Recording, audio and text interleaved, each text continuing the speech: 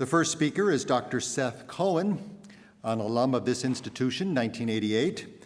He is the headmaster of Spruce Hill Christian School in Philadelphia, attended Stony Brook School, and is a close family friend, if I'm not mistaken, graduating in the very same year as Phil. Good afternoon. You know his bio: Wheaton, Westminster, Oxford, more than 20 books in 44 years, senior minister of historic 10th Presbyterian Church, biblical scholar, gifted teacher, powerful orator, skilled administrator, proven fundraiser. It goes on. Of course, Wheaton College has made the superior hire. But do you know the man? Do you know Phil Ryken, the man? If you don't, I do recommend that you get to know him personally before you exit this earth.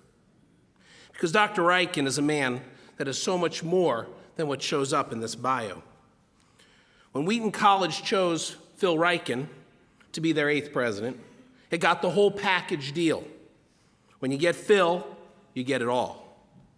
Back in Philly, the youth know him as Phil Dog.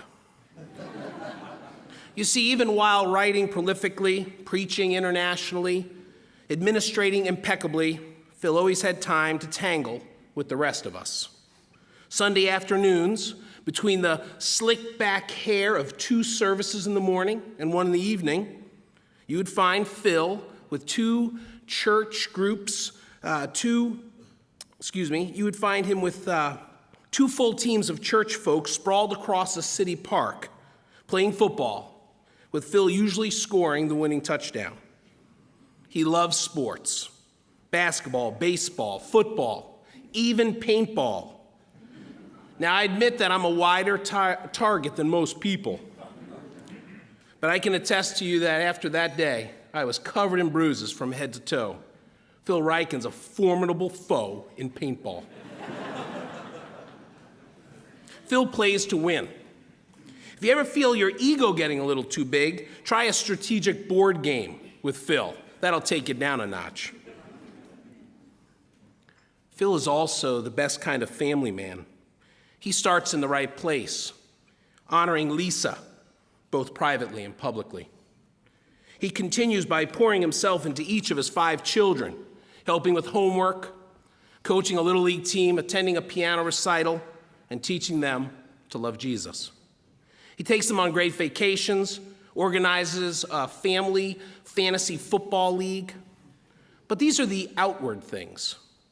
Actually, the best way to really know what goes on in the Ryken family is, 1, you got to know their children in school, or 2, send your children into their home. I've got both angles. As headmaster, I can tell you that the Ryken school children beautifully mirror the keen intellect, the good manners, and faith of their parents. And according to my 6 children, the Ryken home is a happy place of warmth and good humor. Now, of course, it's easy to love your own people, your church, your family. One of the things I love best about Phil Ryken is that he loved the people of the city of Philadelphia. When you raise your family in the city, there's a price you pay. For 15 years, Phil and Lisa had to put up with dirtier streets, more dangerous streets, and good schools are very hard to find. Instead of hiding their family, Phil and Lisa chose to love the city of Philadelphia by allowing God to bless it through their family.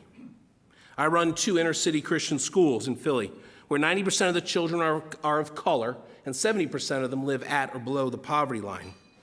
Not only did Phil and Lisa send their children to my school, but they also sat on the boards of Spruce Hill Christian School and City Center Academy, giving their time, talent, and treasure for the benefit of Philadelphia's too often forgotten children.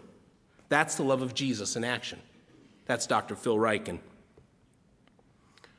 2.5 years ago, I called Phil at home after church one Sunday, and I asked him to stop by my house before he went to the airport. I asked him to stop by because my daughter had a question for him. I knew he was in a rush to catch a plane to Singapore, where he'd be teaching and preaching. I also knew he'd come if I asked. When he got to my front door, gave a round of hugs to my other children, and then, in typical fashion, headed right up the stairs. He went right to Hannah's room. Hannah was dressed, sitting on the edge of her bed, all fresh and ready for her meeting with Dr. Ryken. Not even the hum of the medical machinery, the tangle of tubes and wires coming from her body, could dim her smile when Dr. Ryken entered her room. Just like Phil, he got right to the point.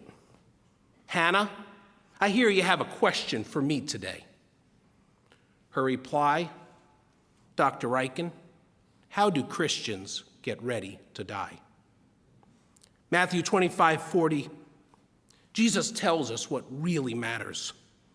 "As you did it to one of the least of these, my brothers, you did it to me. As you did it to one of the least of these, you did it to me, my brothers." Ladies and gentlemen, the bios are nice, but they leave out the stuff that really matters, what really matters to God. You see, my Hannah trusted Phil Ryken with her most pressing question that afternoon, because for nearly 6 years of illness, Phil had been making the time to love and shepherd this one little sheep. 8 weeks later, with her mom and dad and her grandparents and her beloved pastor, Dr. Phil Ryken, at her side, my Hannah died and went home to be with Jesus. Hannah was ready. Wheaton College, I congratulate you on your most excellent choice for president. When you got Phil, you got it all. An impressive bio and the stuff that really matters to God. Thanks.